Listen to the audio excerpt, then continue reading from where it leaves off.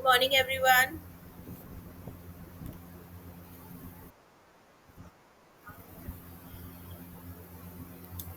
Unit 2 खोलेंगे English की। Page page number 23। ये वाली यूनिट जो है बेटा, ये भी आपके 12 मार्क्स की आती है। एक 2 मार्क्स का क्वेश्चन आएगा और दो आपके 5 मार्क्स के क्वेश्चन आएंगे। ठीक है, लिसनिंग एंड स्पीकिंग स्किल है। ये जो दो स्किल होती है ये एक साथ काम करती है। ठीक है, अब जैसे हिंदी में आपने श्रवण और क्या बोलते हैं, श्रवण और कौन सा दूसरा आप स्पीकिंग को क्या बोलते हैं, वाक कौशल। ठीक है, मौखिक कौशल, वाक कौशल जो भी है। ठीक है, ये किए थे, बिल्कुल वैसे ही हैं इसके अंदर भी, इंग्लिश के अंदर भी। जैसे कि पहला ही क्वेश्चन इसमें आता है आपका, लिसनिंग स्किल क्या है।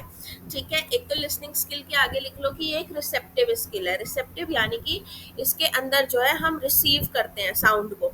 ठीक है, इसके अंदर हम ग्रहण करते हैं। जैसे अभी आप सब लिसनिंग कर रहे हो, है ना, तो आप सब क्या कर रहे हो, रिसीव कर रहे हो। ये आपकी क्या है, रिसेप्टिव स्किल है।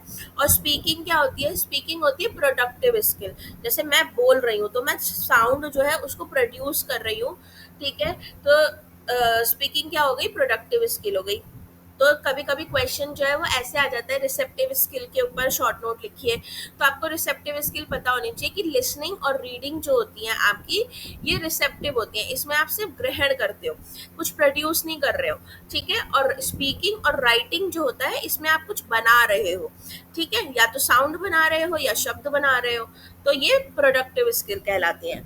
फिर आपने लिसनिंग स्किल के बारे में बताना है कि लिसनिंग स्किल क्या होता है, या क्या इम्पोर्टेंस है लिसनिंग और स्पीकिंग स्किल की। याद रखना है, दोनों एक साथ आते हैं। ठीक है, तो लिसनिंग स्किल जो है वो होती है स्पीच की अदर साइड।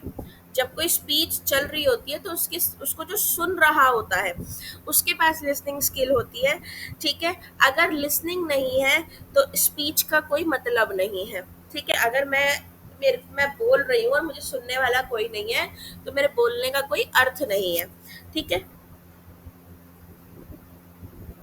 तो मीनिंग कर लेना कि लिसनिंग स्किल जो है ये ऑडियो सेंस से, स्पीच से रिलेटेड है।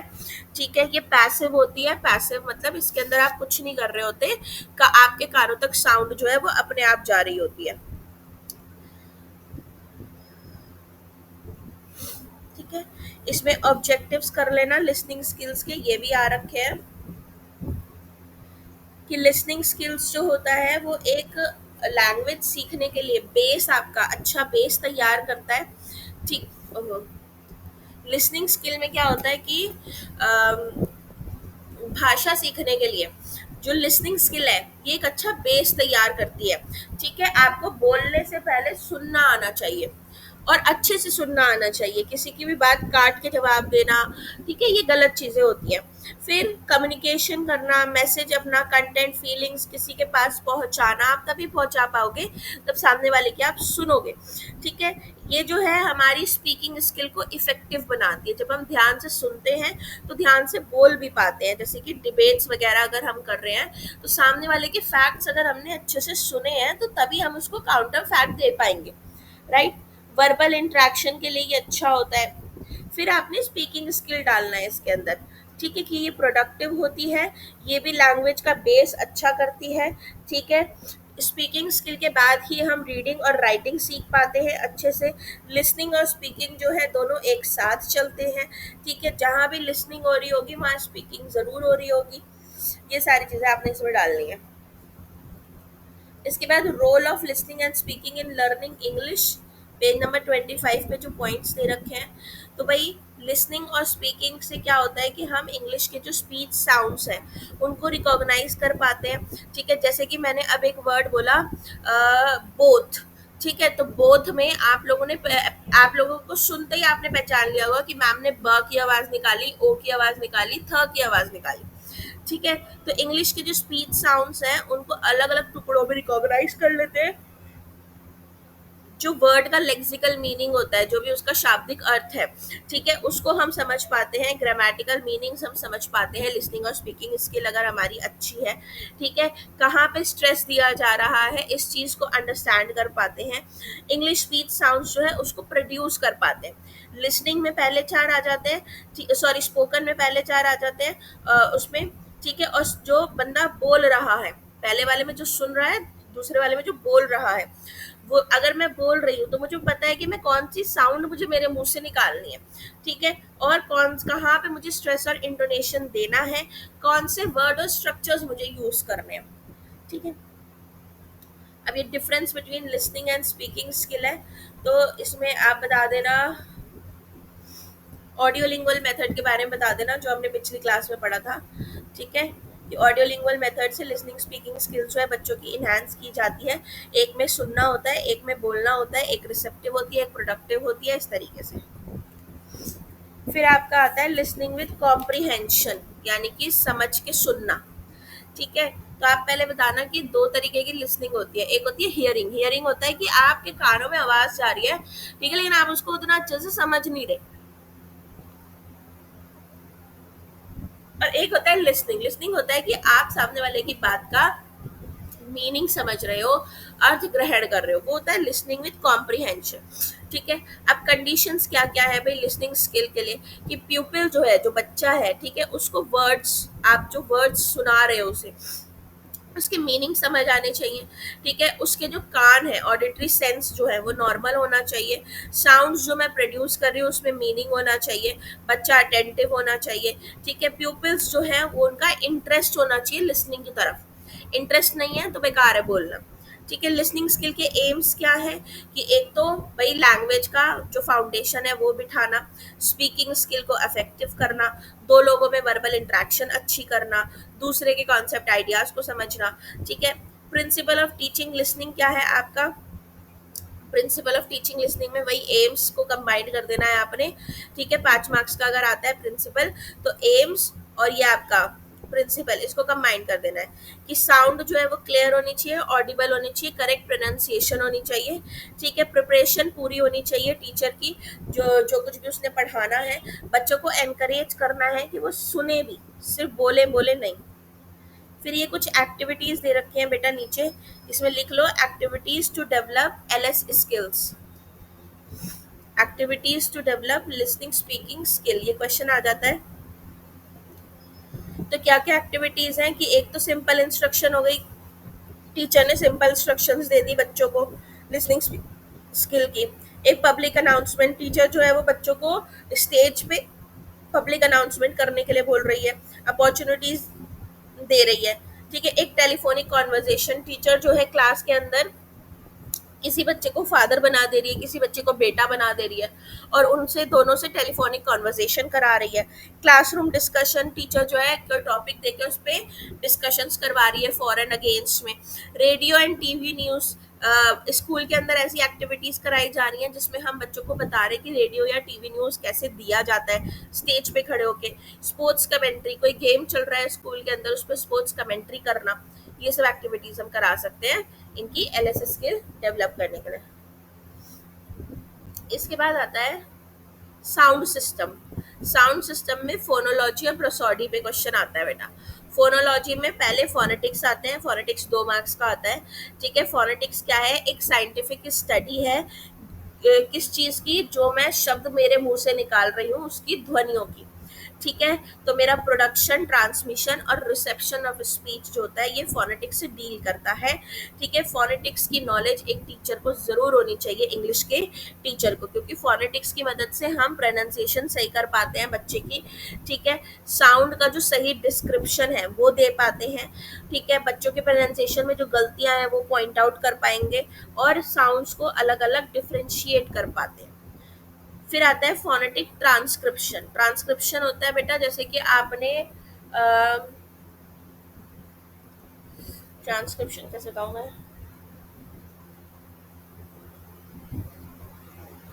देखो जैसे इंग्लिश जो है ये एक नॉन फोनेटिक लैंग्वेज है, मतलब इसको फोनेटिक नहीं माना जाता।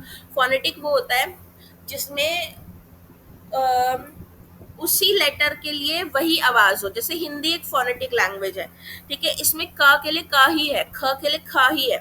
इंग्लिश में ऐसा नहीं है, ठीक है, ये एक नॉन फोनेटिक लैंग्वेज है। तो इंग्लिश जो है वो हम ये कहेंगे कि इंग्लिश से हम प्रोनाउंसिएशन की ट्रू गाइड नहीं है, मतलब इंग्लिश हमें प्रोनाउंसिएशन की सही गाइड नहीं दे सकती, ठीक है, क्योंकि इसमें फोनेटिक्स करेक्ट नहीं है। जैसे कि इंग्लिश जो है, इसके साथ कुछ लेटर्स के साथ बहुत ज़्यादा डिफिकल्टी आती है, क्योंकि एक ही लेटर बहुत सारी आवाज़ें निकाल रहा होता है। ठीक है, तो बच्चे के लिए मुश्किल होता है कि उस लेटर में से कैसे आवाज़ें, कहाँ पे वो किस तरीके की आवाज़ निकालेगा। जैसे एग्जाम्पल में लेटर ए है, तो ए में able, about, at, after, want, all, any, सब में देखो ए ने अलग अलग आवाज़ निकाली है। एबल में ए की, अबाउट में अ की, एट में ए की, आफ्टर में आ की, वांट में ओ की, ऑल में ओ की, एनी में ए की, तो सब में ए अलग अलग आवाज निकाल रहा है। ठीक है, तो इसकी वजह से जो है हम बच्चों को ट्रू गाइड नहीं दे सकते फोनिक्स की इंग्लिश में प्रोनाउंसिएशन को लेकर। 27। ठीक है, दूसरा, डिफरेंट कॉम्बिनेशंस ऑफ लेटर्स जो होते हैं, दो दो लेटर्स मिलके जो है एक आवाज निकाल रहे हैं, जैसे कि सी, की, फील, फील्ड, सीज, पीपल।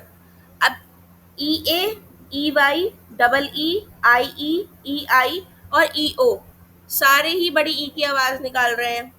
ठीक है, इसके बाद तीसरा चीज क्या प्रॉब्लम आती है कि इसमें साइलेंट वर्ड्स आते हैं इंग्लिश में, जैसे डम, डम में बी साइलेंट हो गया। ठीक है, डेट, डेट में बी साइलेंट हो गया। काफ, काफ में एल साइलेंट हो गया। ठीक है, तो ये जो स्पेलिंग्स होती हैं, इनमें हम इंग्लिश में फोनेटिक्स नहीं पढ़ सकते। इंग्लिश इसीलिए कहा जाता है कि प्रोनाउंसिएशन की एक ट्रू गाइड नहीं है।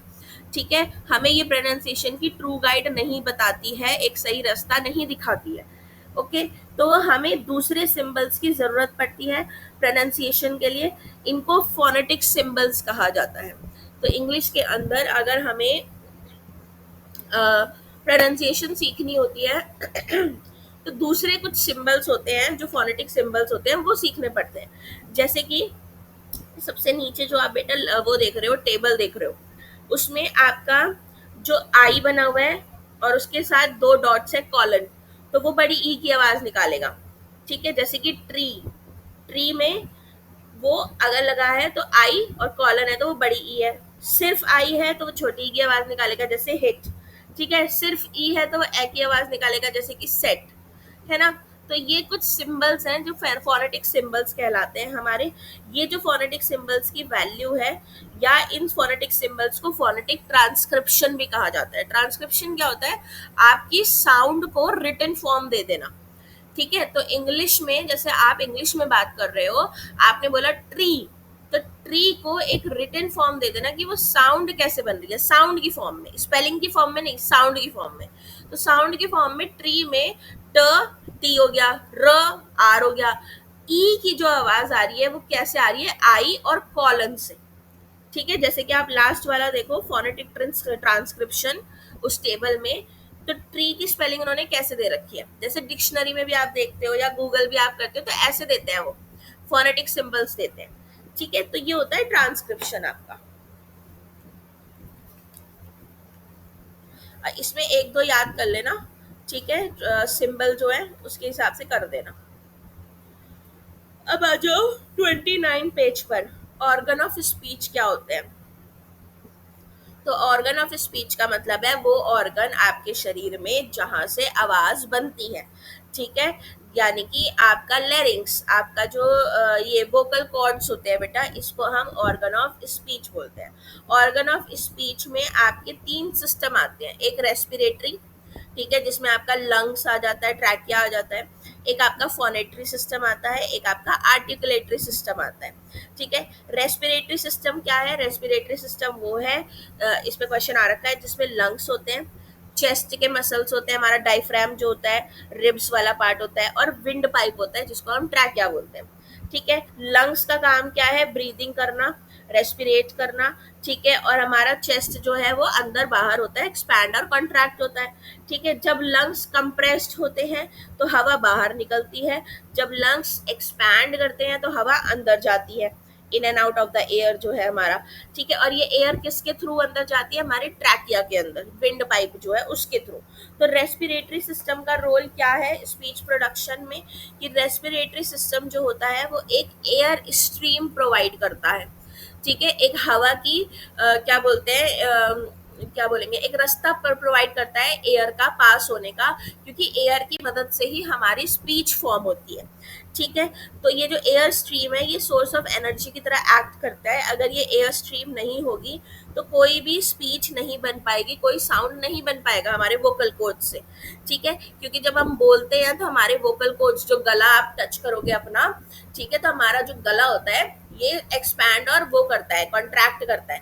तो हवा जब ज्यादा पास होती है तो उस हिसाब से आवाज निकलती है, वाइब्रेशन होती है। कम पास होती है तो उस हिसाब से कम वाइब्रेशन होती है। तो ये जो वाइब्रेशन होती है ये हवा की वजह से होती है। ठीक है, तो ये जो एयर स्ट्रीम मैकेनिज्म है इसको pulmonic aggressive air stream mechanism भी कहा जाता है। तो रेस्पिरेटरी सिस्टम का बड़ा रोल है आवाज निकालने में। फिर फोनेटरी सिस्टम आता है। फोनेटरी सिस्टम में लेरिंग्स आ जाता है। लेरिंग्स होता है बेटे ट्रैकिया का ऊपर वाला पार्ट, जहाँ पे आपका एडम सैपल होता है ना, ठीक है, उसको लेरिंग्स कहा जाता है। इसके पास कार्टिलेज होते हैं, मसल्स होते हैं। इसका प्राइमरी फंक्शन क्या है, to act as a value.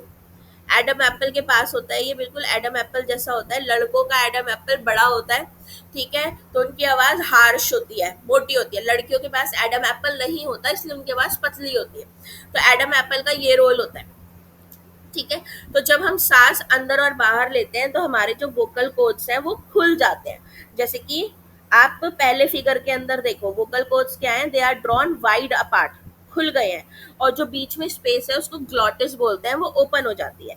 तो एयर जो है वो लंग्स में यहाँ से एंटर करती है और यहीं से बाहर निकलती है हमारे ग्लॉटिस के थ्रू। तो when we produce some speech sounds, vocal cords are wide apart and glottis is open. तो जैसे अभी मैं आवाज कर रही हूँ तो मेरा जो ग्लॉटिस है वो ज्यादा खुला हुआ है। ठीक है, ऐसी जो साउंड्स होती हैं जिसमें ग्लॉटिस बेटा ज्यादा खुला हुआ होता है उनको बोलते हैं वॉइसलेस साउंड्स। ठीक है, जैसे कि पील, टेन, कीन, चिन, फाइन, थिन, सीन, ये वॉइसलेस साउंड्स आती हैं। फिर आता है जब हमारा वोकल कोड जो होते हैं वो पास में होते हैं, यानी ग्लॉटिस जो है वो क्लोज होता है। ठीक है, तो when the vocal cords are held closely, the air from the lungs can escape only setting them into vibration। अब हवा कैसे बाहर निकलेगी, वाइब्रेट होकर ज्यादा निकलेगी। तो ऐसी वाइब्रेशन जो है वो हम की आवाज निकालते हैं। तो जो वर्ड आपके जिनमें वाइब्रेशन बन रही होती है उनको वॉइस्ड साउंड बोला जाता है। जैसे अभी ऊपर हमने पील, टेन, कीन, चिन पढ़ा तो उसमें वाइब्रेशन नहीं हो रही थी, लेकिन अगर मैं पढ़ूँ डेड, गेट, जग, नेस्ट, तो मेरे को एक वाइब्रेशन महसूस होती है मेरे गले पे, उसको वॉइस्ड साउंड बोलते हैं। वो तब प्रोड्यूस होती है जब ग्लॉटिस बंद होता है और हवा बाहर निकलने के लिए होती है, तो वो वाइब्रेट करती है उससे टकरा के। ठीक है, फिर आर्टिकुलेटरी सिस्टम आता है बेटा। आर्टिकुलेटरी सिस्टम जो होता है इसमें आपका फेरिंग्स, लिप्स, टीथ, रिज यानी मसूड़े, हार्ड पैलेट पीछे का जो तलवा होता है, और सॉफ्ट पैलेट यानी टंग के नीचे का जो तलवा होता है। ठीक है, ये आ जाते हैं। तो फेरिंग्स जो होता है, the shape and size of the cavity of the pharynx can be greatly modified by the contraction और expansion of the muscles of the pharynx. अब आप फेरिंग्स देखोगे, आपका फेरिंग्स कहाँ पर होता है, जो आपका काग होता है ना, जो वो काग बोलते हैं, जहाँ टंग हमारी अंदर जा रही होती है गले से, आ करते हैं तो एक काग लटका रहता है, वह हमारा फेरिंग्स होता है। ठीक है, तो फेरिंग्स का जो शेप है वो हमारे साउंड प्रोड्यूस करने से कम कॉन्ट्रैक्ट और एक्सपैंड होता है। हमारे माउथ की जो रूफ है, ऊपर वाला पार्ट जो है, ठीक है, the area of the roof mouth, इसके अंदर हमारे क्या आ जाते हैं, दांत आ जाते हैं, मसूड़े आ जाते हैं, ऊपर वाला हार्ड पैलेट आ जाता है, सॉफ्ट पैलेट और यूवुला। यूवुला क्या था, यूवुला, हाँ, काग जो होता है उसको यूवुला कहते हैं। अब इसमें टंग के बारे में बता देना कि टंग का बहुत इंपॉर्टेंट पार्ट होता है ऑर्गन ऑफ स्पीच में। ठीक है, टंग जो होती है हमारी उसकी मूवमेंट से साउंड प्रोड्यूस होती है। Opposite of teeth ridge is called a blade, it's and being called the tip.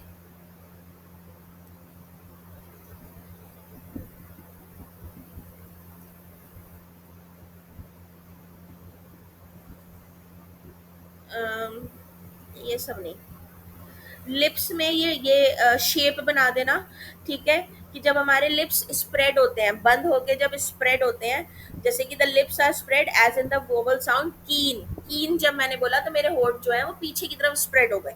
ठीक है, they are neutral in the vowel sound pass, तो पास में मेरे होठ नॉर्मल थे। सेकेंड फिगर, थर्ड फिगर में राउंडेड ओपन हो जाते हैं जब मैंने बोला गॉड। गोल हो गए और मुंह खुल गया। ठीक है, राउंडेड क्लोज हो गए जब मैंने बोला सून, सून में मेरे होठ बंद होके छोटा सर्कल बना रहे हैं। ठीक है, तो आपका आर्टिकुलेटरी में ये डाल देना। फिर डाल ये आता है क्वेश्चन बेटा, write a short note on articulators. तो पहले आर्टिकुलेटर्स में बताना कि लेरिंग्स से पास होने के बाद एयर स्ट्रीम जो होती है वो आगे अलग अलग शेप्स में मॉडिफाई हो जाती है। ठीक है, हर मॉडिफिकेशन में every such modifications affects the quality of produce sound. तो lips, teeth, teeth ridge, hard palate, soft palate, uvular, tongue, ये सब आर्टिकुलेशन के अंदर आते हैं। आर्टिकुलेटर्स दो तरीके के होते हैं, एक्टिव और पैसिव होते हैं। एक्टिव आर्टिकुलेटर्स वो ऑर्गन ऑफ स्पीच होते हैं बेटा जो अपनी पोजीशन रेस्ट से चेंज करके मूव कर जाते हैं। ठीक है, जैसे कि मैं बोल रही हूँ तो मेरी टंग जो है वो कभी नीचे जा रही है, कभी ऊपर जा रही है ना। मेरे होठ जो है वो अलग अलग हो रहे हैं, कभी ऊपर जा रहे हैं, कभी ओ शेप बना रहे हैं, कभी पीछे फैल जा रहे हैं। और मेरी टंग भी जो है वो कभी नीचे, कभी दांतों को, कभी ऊपर वाले पार्ट को, कभी हार्ड पैलेट को टच कर रही है, तो वो रेस्टिंग पोजीशन से मूव कर रही है बार बार। तो ये जो होते हैं ये एक्टिव आर्टिकुलेटर्स हो गए। ठीक है, thus in the production of T, D, N, S sounds. For example, the tip and blade of the tongue move from their position of rest to articulate against the teeth ridge. तो जैसे मैंने T, D बोला तो मेरी जो टंग है वो नीचे से उठ के ऊपर गई, है ना। मेरी टिप जो है वो ऊपर वाले पैलेट पे जाके टच हुई। तो यानी कि जब आपका माउथ का कोई भी ऑर्गन जो है वो रेस्टिंग पोजीशन से मूव करे वो एक्टिव आर्टिकुलेटर कहलाएगा। और पैसिव आर्टिकुलेटर्स वो होते हैं जिसके अंदर आपका जो ऑर्गन है वो एक्चुअल पोजीशन पे ही रहता है, रेस्टिंग पोजीशन पे ही रहता है जब कोई साउंड बनती है। ठीक है, जैसे कि they are mainly situated in the upper jaw. जैसे हमारा ऊपर वाला जो जॉ है तो ऊपर वाले होठ हमारे मूव नहीं करते, नीचे वाला होठ ऊपर जाता है। ठीक है, ऊपर वाले दांत नहीं मूव करते, ऊपर वाला मसूड़ा, ऊपर वाला हार्ड पैलेट ये मूव नहीं करता है। ठीक है, हमारा नीचे वाला जॉ जो है वो ऊपर जाता है। तो ये पैसिव आर्टिकुलेटर्स हो गए। अब आते हैं वॉवल्स। वॉवल्स क्या है बेटा, वॉवल्स है हमारे स्वर यानी वॉइस्ड साउंड। ठीक है, जो बिना किसी ऑब्स्ट्रक्शन के हमारे मुंह से निकलते हैं, जैसे ए, ई, आई, ओ, यू। जब मैंने ये 5 वॉवल बोले तो मेरी टंग जो थी वो रेस्टिंग पोजीशन नीचे ही थी, वो मेरे दांतों से नहीं टकराई, ना मेरे दांत बंद हुए, ना मेरे होठ बंद हुए। ठीक है, आवाज, हवा जो है वो सीधे मेरे मुंह से बाहर निकली। ए, ई, आई, ओ, यू, ये होते हैं वॉइस साउंड। जब बिना किसी ऑब्स्ट्रक्शन के एयर आपके माउथ से निकलती है और एक साउंड प्रोड्यूस होती है ना। ठीक है, अब डिफरेंट वॉवल्स जो होते हैं ये डिफरेंट साउंड्स निकालते हैं। जैसे कि बेटा इंग्लिश में 12 प्योर साउंड्स होती हैं, प्योर वॉवल, और 8 इम्प्योर वॉवल होते हैं। तो टोटल आपकी 20 वॉवल साउंड होती है। जैसे कि अकेला ए जो है वो आपकी 5-6 आवाजें निकालता है, तो मिला के ऐसे 20 आवाजें निकलती हैं आपके 5 वॉवल से। तो उसको बोलते हैं वॉवल साउंड। 20 वॉवल साउंड्स है। ठीक है, इन वॉवल साउंड्स को डिप्थोंग्स बोला जाता है। डिप्थोंग्स के बारे में आगे बताऊंगी। अब इंग्लिश वॉवल्स का नेचर क्या है कि जितने भी वॉवल्स हैं ये वॉइस्ड हैं। ठीक है, यानी इनमें वाइब्रेशन होती है जब बोला जाता है। ये ओरल है, सॉफ्ट पैलेट हमारा उठ जाता है, कोई भी एयर जो है नाक से नहीं निकलती इसमें। ठीक है, कॉन्टिन्यूएंट होते हैं, कोई ऑब्स्ट्रक्शन नहीं होता, होठ वोट नहीं बंद होते हमारे। ठीक है, they are modified in quality by different position of the tongue, lips and the jaws. Vowels में भी लॉन्ग और शॉर्ट, ये आपने डाल देना। अब प्योर वॉवल्स जो होते हैं बेटा इनको बोला जाता है मोनोप्थोंग्स। पेज नंबर 33 पे देखो। मोनोप्थोंग्स का मतलब होता है वो वॉवल्स जिसमें एक आवाज आए, वो वर्ड जिसमें एक वॉवल की आवाज आए। जैसे कि जैसे कि मैंने बोला किट, किट में एक ही वॉवल की आवाज आ रही है, वो है ई, है ना।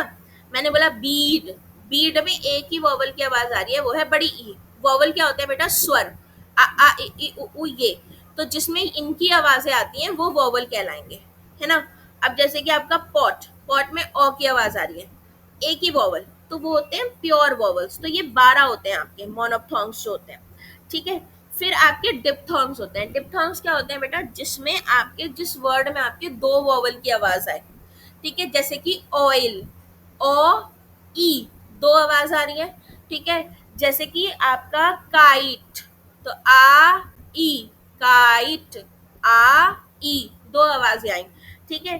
जैसे कि नियर, ई अ, नी अर, ई अ, तो दो आवाजें आ रही हैं, ये होते हैं डिप्थोंग्स, ये 8 होते हैं, इन्हें इम्प्योर वॉवल्स भी कहा जाता है, ठीक है। तो ये आपके दे रखे हैं।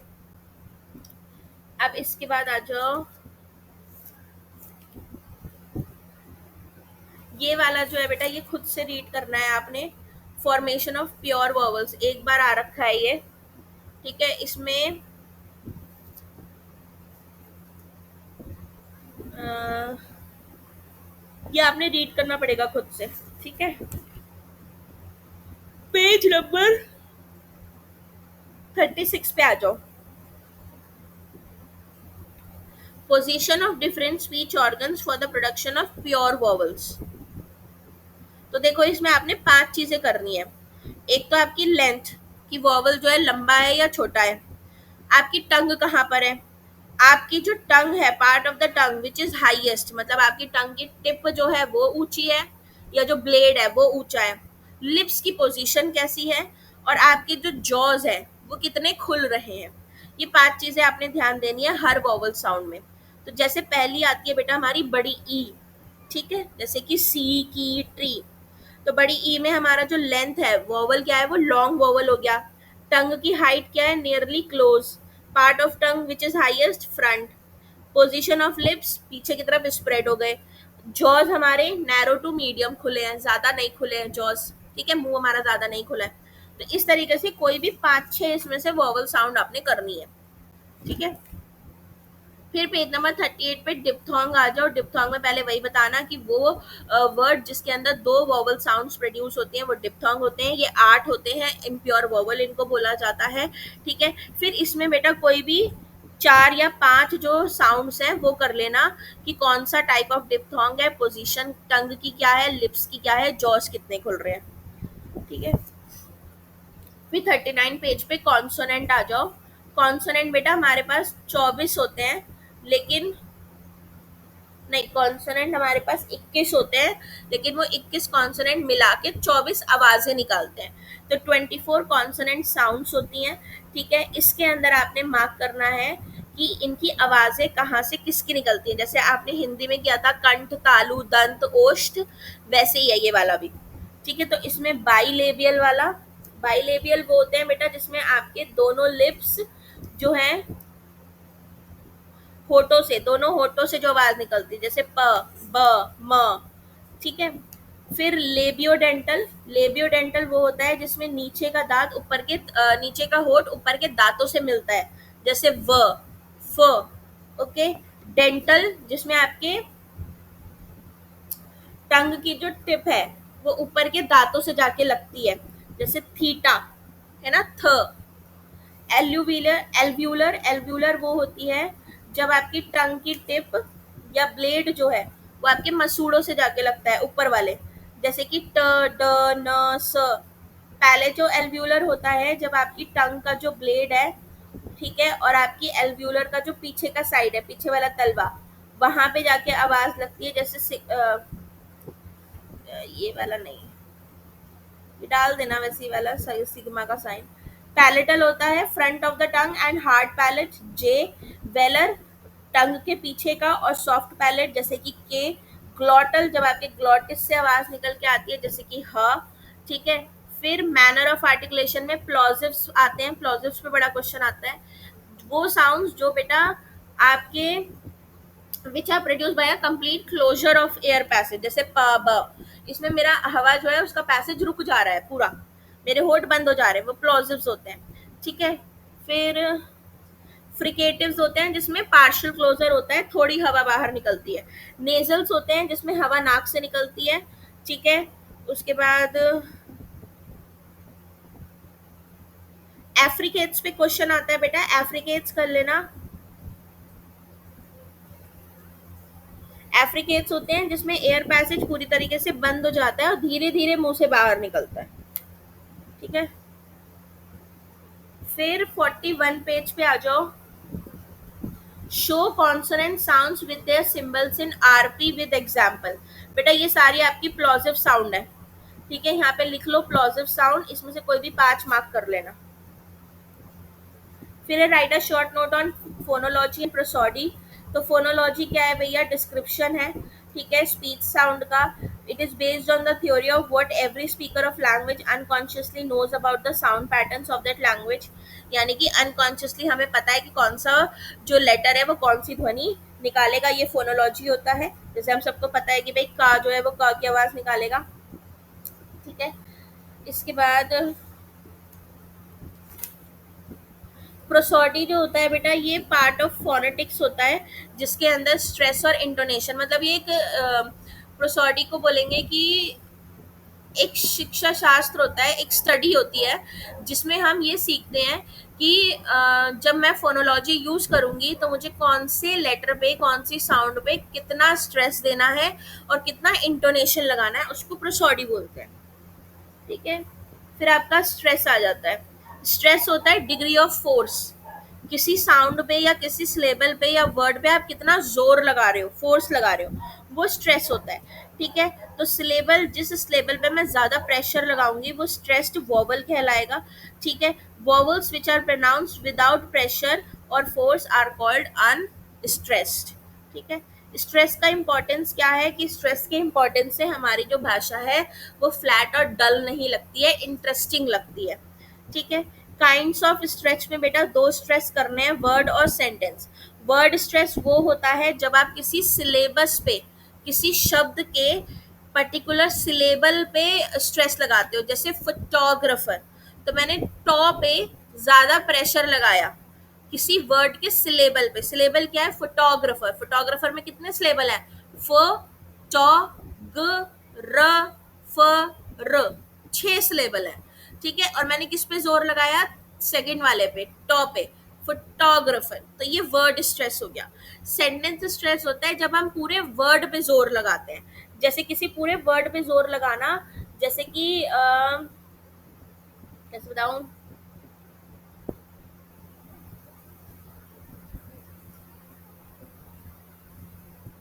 द डैमेज वॉज अनरिकवरेबल, ठीक है। तो डैमेज वर्ड के ऊपर मैंने ज्यादा जोर लगाया, तो ये आपका सेंटेंस स्ट्रेस हो जाएगा, ठीक है। दो दो एग्जाम्पल सबके कर लेना। इसके बाद सेंटेंस स्ट्रेस जो है वो 45 पेज पे दे रखा है बेटा आपको। जैसे bring me a cup of tea, ठीक है। Where is my gold pen, तो मैं गोल्ड वर्ड में स्ट्रेस लगा रही हूँ। पेज नंबर 48 पे आ जाओ, रिदम। रिदम होती है लय। जब हम बोलते हैं तो हम कुछ वर्ड्स पे स्ट्रेस देते हैं, कुछ वर्ड पे स्ट्रेस नहीं देते। एक नॉर्मल स्पीच पे सारे नाउन्स जो होते हैं, प्रोनाउंस होते हैं, वर्ब्स, एडजेक्टिव, एडवर्ब्स, इन पे स्ट्रेस दिया जाता है। Pronoun, preposition, conjunction, helping verb जो होते हैं, इन पे स्ट्रेस नहीं दिया जाता, ठीक है। जैसे कि माई नेम इज जेबा, तो मैंने जेबा पे स्ट्रेस दिया, नेम पे स्ट्रेस दिया, लेकिन माई और इस पे उतना स्ट्रेस नहीं दिया, ठीक है। तो ये जो स्ट्रेसिंग और अनस्ट्रेसिंग आ रही है मेरे सेंटेंस में, इसी को रिदम बोलते हैं, ठीक है। कहीं पे मैं ऊपर गई, कहीं पे मैं नीचे गई, कहीं पे फोर्स दिया, कहीं पे फोर्स नहीं दिया। तो जब हम इंग्लिश सेंटेंस सुनते हैं, हमें पता होता है कि राइटर जो है वो अपनी पीक्स और ट्रूज कहाँ लेके जा रहा है, उसके स्ट्रेसेस कहाँ पर हो रहे हैं ज्यादा, ठीक है। वही एक रिदम पैदा करती है जो हमारी लैंग्वेज को इंटरेस्टिंग बनाती है। फिर इंटोनेशन आ जाते हैं बेटा। इंटोनेशन होता है आपकी आवाज का ऊपर और नीचे जाना, ट्यून, मेलोडी, ठीक है। इंटोनेशन में स्पीकर का मेंटल एटीट्यूड पता चलता है। इंटोनेशन में पैटर्न्स होते हैं। पहला आपका फॉलिंग इंटोनेशन होता है, यानी आवाज नीचे गिर रही है, ठीक है। जैसे कि the train is on time, the train पे ऊपर थी, ऑन टाइम पे नीचे चली गई, ठीक है। शट द डोर प्लीज, तो डोर प्लीज पे मेरी आवाज नीचे चली गई, है ना। राइजिंग टोन होता है जब आपकी आवाज ऊपर उठती है, जैसे इज दिस राइट, तो राइट पे आवाज ऊपर उठ गई, ठीक है। May I help you, help you पे आवाज ऊपर उठ गई। और एक होता है आपका राइजिंग एंड फॉलिंग, यानी पहले राइज करेगी, नहीं पहले फॉल करेगी फिर राइज करेगी। जैसे डोंट बी टू श्योर, तो डोंट बी पे मेरी आवाज नीचे जा रही थी, टू श्योर पे मेरी आवाज ऊपर जा रही है। तो 3 तरीके के इंटोनेशन होते हैं। बाप रे, हिचकियां क्यों आ रही है सुबह सुबह इतनी।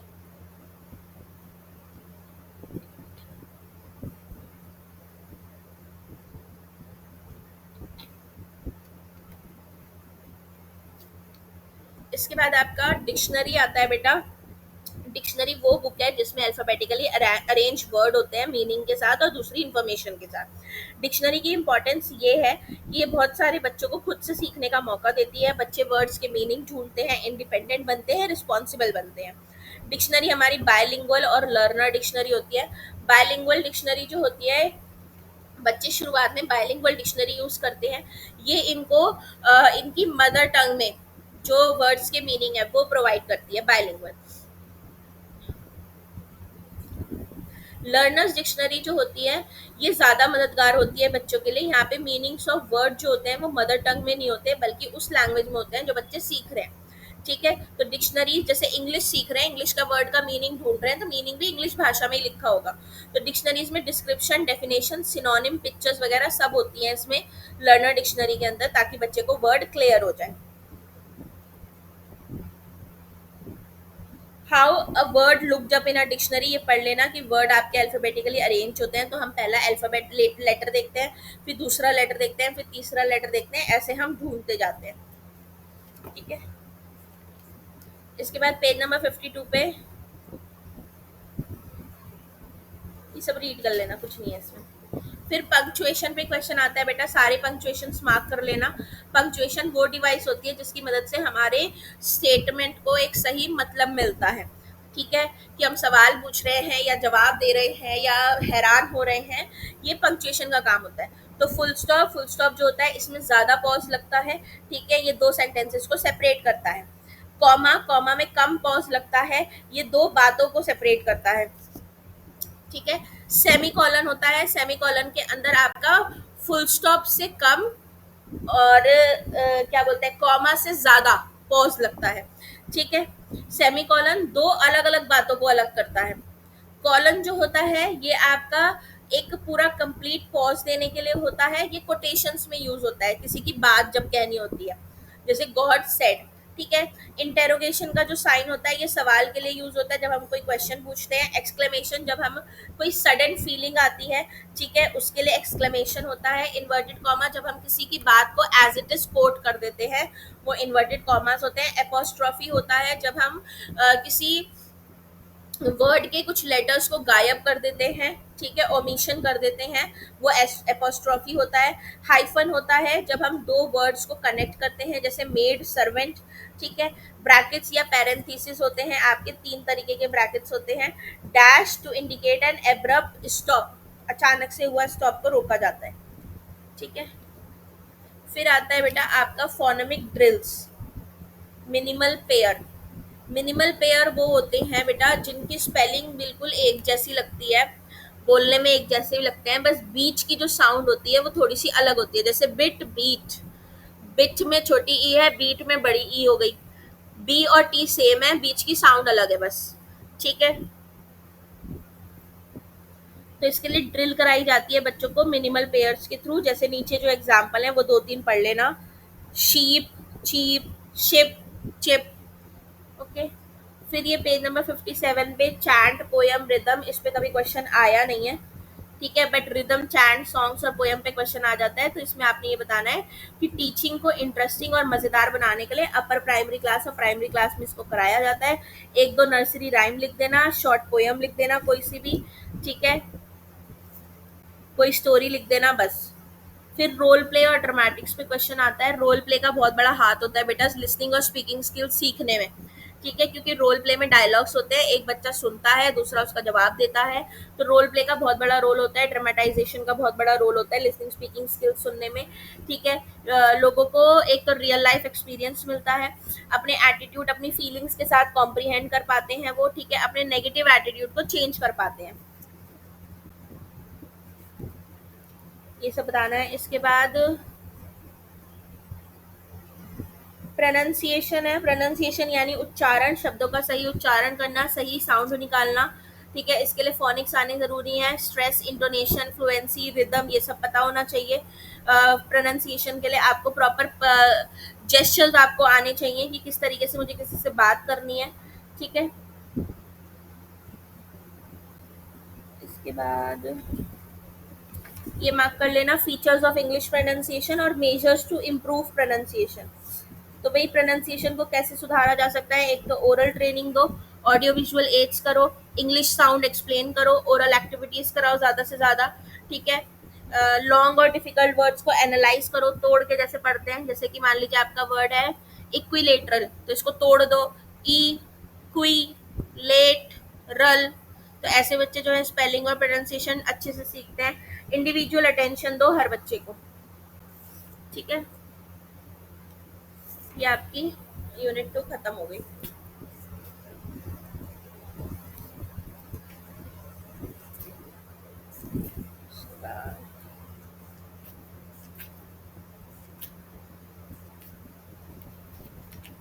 कल मैं यूनिट 3 और यूनिट 4 एक साथ खत्म करूंगी, ठीक है, क्योंकि दोनों बहुत छोटी यूनिट्स हैं।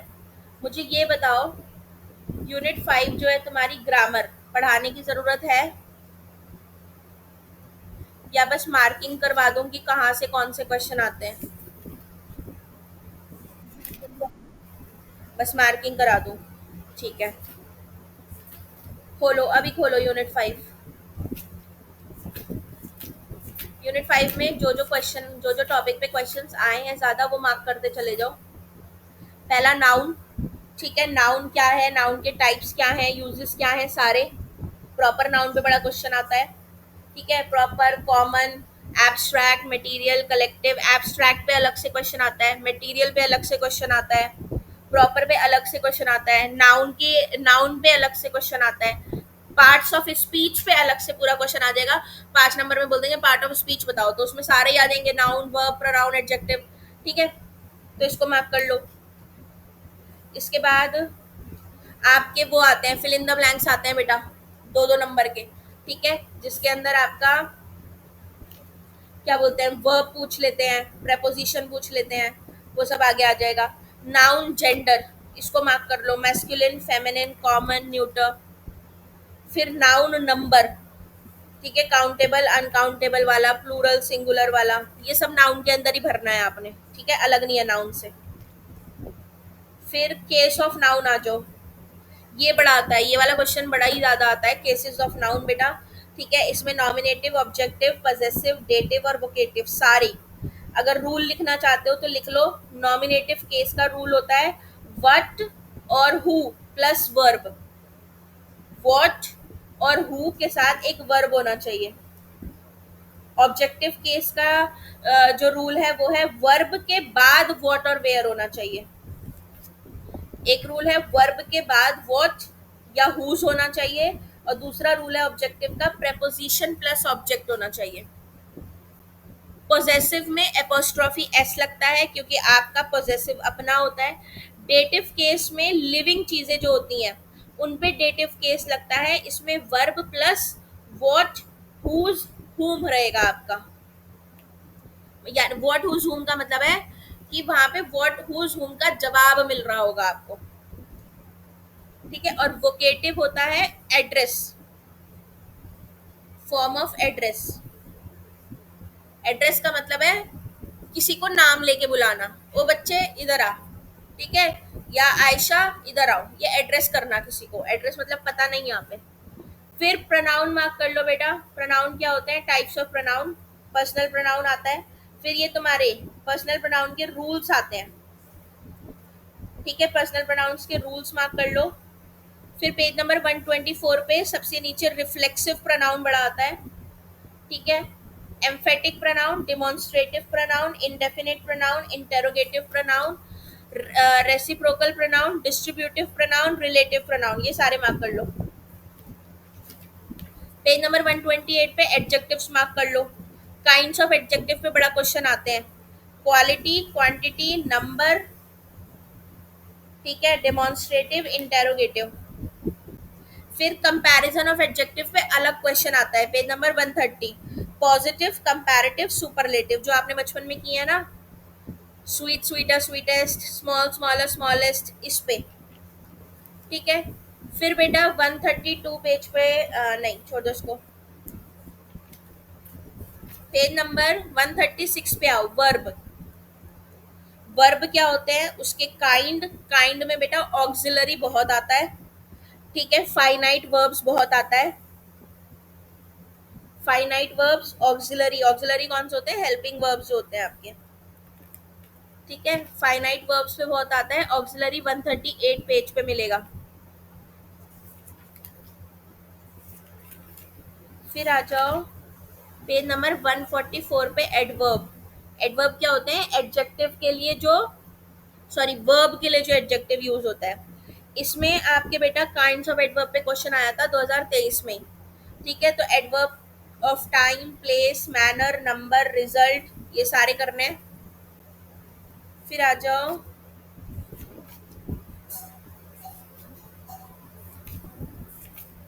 Page number 156, preposition.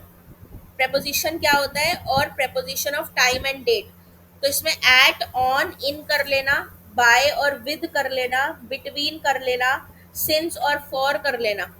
ठीक है, ये वाले प्रेपोजिशंस कर लेना। वैसे प्रेपोजिशन आपका फिल इन द ब्लैंक्स में ही आएगा।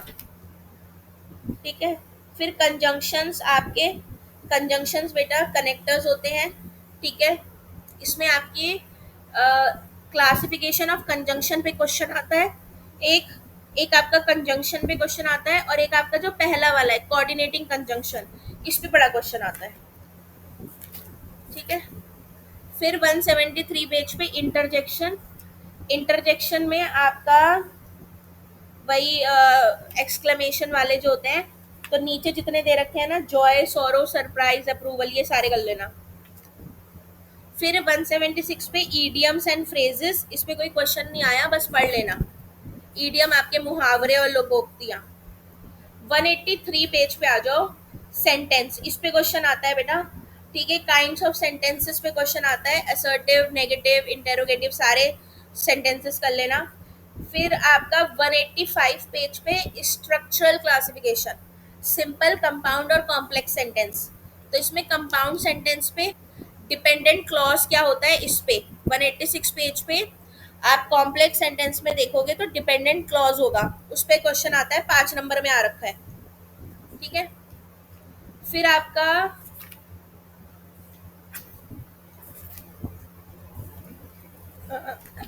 टेंसेस भी आपका उसमें आएगा, फिलअप्स में।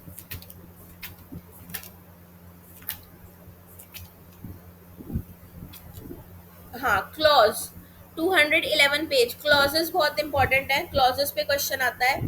ठीक है, principal clause, coordinate clause, subordinate clause, उसके बाद simple sentence, compound, complex, mixed.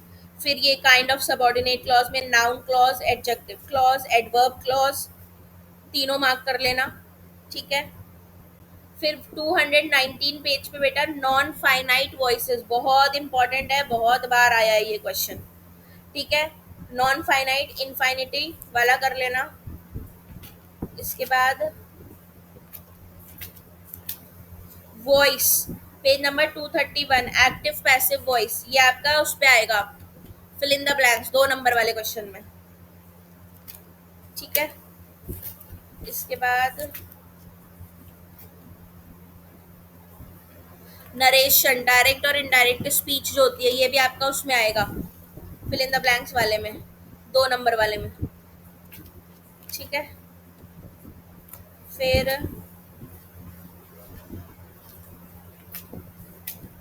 बस। ठीक है, चैप्टर 6 में एक क्वेश्चन आता है बेटा, टेक्सचुअल एनालिसिस। ठीक है, तो टेक्सचुअल एनालिसिस क्या होता है, कोई भी चैप्टर पकड़ना है और उसका ऐसे एनालाइज कर देना है, जैसे आपके दे रखे हैं ना बुक में, चैप्टर है, उसके वर्ड, मीनिंग, फ्रेजेस, उसकी समरी बताना, उसके क्वेश्चन आंसर्स करना। ठीक है, वोकैबुलरी करना, ये एनालिसिस होता है। ओके, तो इसमें किस किस पे क्वेश्चन आ रखा है मैं बता देती हूँ। हेलो रेन पे आ रखा है, अरुण्स फैमिली पे आ रखा है। वैसे और उसमें आता है, ऑप्शन में आता है, तो आप लेसन प्लान वाला कर लेना, एनालिसिस छोड़ देना।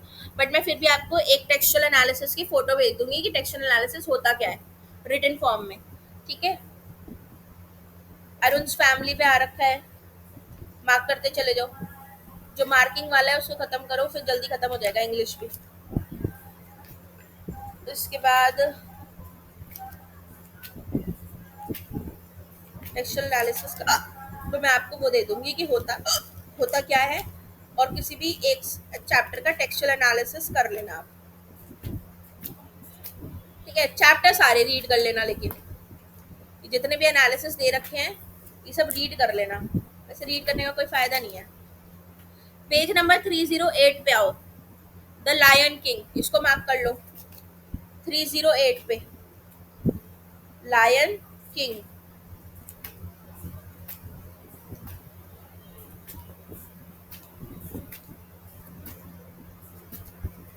जो मार्क करवा ली हूँ उनको पढ़ लेना। इसके बाद आ जाओ सीधे 346 पेज पे, लेसन प्लान। अब लेसन प्लान में बार बार नहीं बताऊंगी, हिंदी में भी बता दिया, संस्कृत में भी बता दिया, मार्क कर लो। Need of lesson plan, characteristics of lesson plan, उसके बाद ये तुम्हारा फॉर्मेट। ठीक है, फॉर्मेट वही जैसे मैंने इंग्लिश में बताया, तुम्हें बना के दिखाया था। ठीक है, उसके बाद पेज नंबर 351 पे आओ बेटा, इसमें लेसन प्लान मार्क कर लो। पहला वाला स्टोरी के ऊपर है। ठीक है, फिर 354 पे आ जाओ, पोयम के ऊपर है। 354 पे पोयम वाला, 358 पे ग्रामर वाला, 358 पे ग्रामर वाला, ये मार्क कर लेना। ठीक है, आपका जो फिल इन द ब्लैंक्स वाले क्वेश्चन आते हैं वो आते हैं वर्ब पे, नॉन फाइनाइट वर्ब पे, correct passive form of verb पे, सबऑर्डिनेट क्लॉज पे। ठीक है, नरेशन पे, प्रेपोजिशन पे, कंजंक्शन पे, पैसिव फॉर्म, एडजेक्टिव,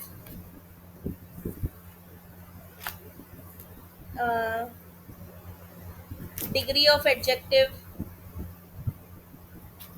ठीक है, ये आपके आते हैं दो दो नंबर के क्वेश्चन। वॉइस चेंज करो, एक्टिव पैसिव वॉइस करो उसका।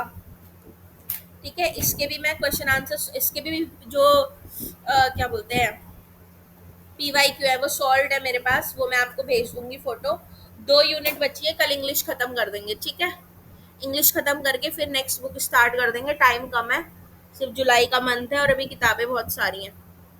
ठीक है, चलो क्लास ओवर करते हैं। Bye everyone.